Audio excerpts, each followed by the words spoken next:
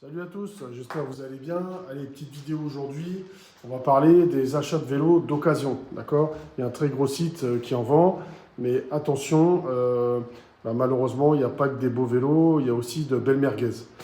Donc voilà, donc je vais vous expliquer un peu tout ça, parce que voilà, moi j'achète mes vélos surtout en occasion, même pour mes proches. Vous voyez, comme sur mes deux derniers projets que j'ai faits, je les ai entièrement refaits moi-même. J'ai cherché et je savais que voilà, j'avais mon budget. Donc voilà. Maintenant, après, il y a des petites choses bien sûr à savoir hein, quand on achète un vélo d'occasion. Faut pas hésiter à demander des photos, surtout des photos, parce que c'est ce qui va montrer un petit peu l'état du vélo. Parce que des fois, les photos sont floues ou elles sont prises de loin, donc on voit pas du tout. Et après, malheureusement, on se fait avoir. Donc du coup, voilà, vous voyez, pareil, ça, quand vous avez une fourche, n'hésitez pas comment dire, de bien regarder au niveau des joints, pareil à l'avant, à l'arrière, hein. Si c'est marqué, vous voyez, au niveau des plongeurs, si c'est marqué, moi, carrément, il y avait un gars, le joint était détaché, il était en haut, il me dit non, non, tout marche très bien. Ou sinon, au niveau de la purge, il me dit ouais, bah non, j'ai pas fait de purge parce que ça freine, et ça faisait 10 ans ou 11 ans qu'il avait le vélo. Bon, donc là, ça veut dire qu'automatiquement, il n'y a eu aucun entretien fait dessus, hein. Même la chaîne, elle avait une sale couleur.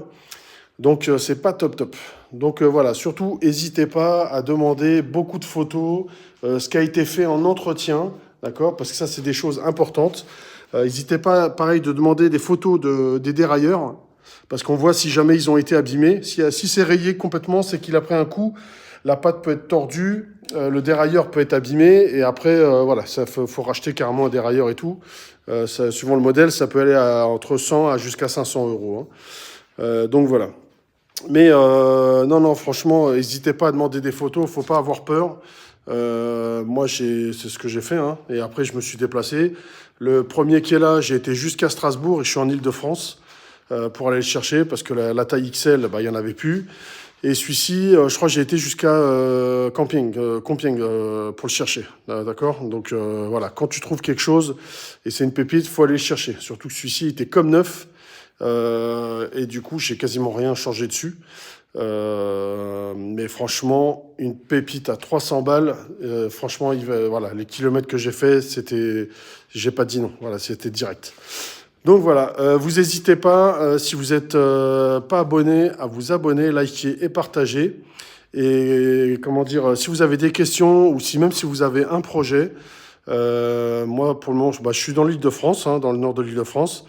Vous n'hésitez pas à me contacter et on voit ça ensemble. À très bientôt, salut!